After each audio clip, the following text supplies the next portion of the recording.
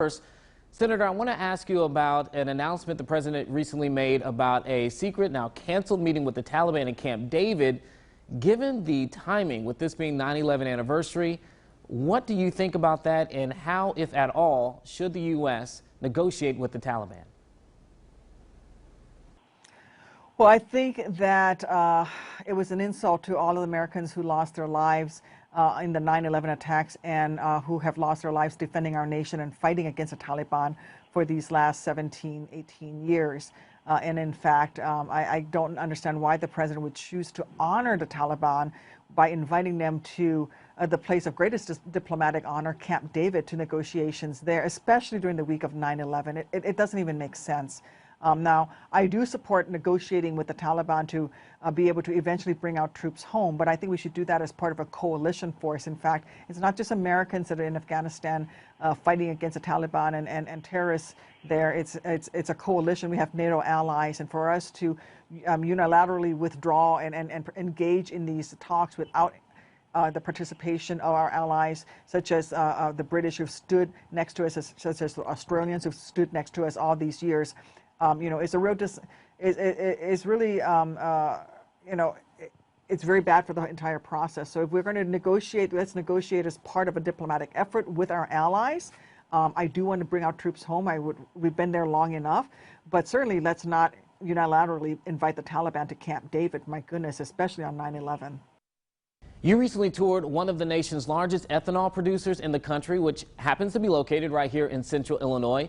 And many in that industry are upset with the administration, saying that it's siding with big oil companies over them. They're specifically looking at several EPA exemptions that are allowing these oil companies to ignore a federal rule requiring them to use ethanol in their products. You've now created a measure for that. What is it, and what do you think about these exemptions that are hurting a lot of our local ethanol producers?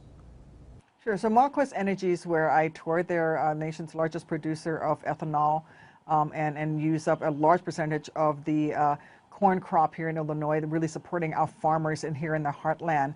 What has happened is that there is an exemption to the requirement for gas producers to blend in 10% ethanol. And that exemption is for small refineries. Refineries who really couldn't buy the equipment to blend in ethanol have traditionally been given an exemption, but these are small ones who would be struggling. And in the past, no more than 6 or 7 in a year would be given this exemption, and for good cause. But what's happened under the Trump administration is that big energy, big oil has exploited this loophole. And in fact, the Trump administration and the EPA under President Trump has granted upwards of 35 to almost 40 different exemptions per year. It's an unheard of amount. And they're giving the exemptions to companies like ExxonMobil or Chevron, companies that don't need the exemption. And what it's done is driven down the consumption of ethanol, the demand for ethanol, which should be in the system. And so now it's really hurting our ethanol producers and our corn growers in particular, and really hurting the economy all across the heartland and here, especially in Illinois as well. So my legislation would actually require the EPA to disclose when they're going to give an exemption and who they're giving the exemption to, so that transparency will make it clear that actually there's an abuse that's happening in the system, and hopefully that will force the EPA to stop giving these exemptions to the large oil companies in violation of the law as it exists. And Senator, what would happen if that information was made public? What could be done? Would it be lawmakers, or would the individual ethanol producers have to do something about that?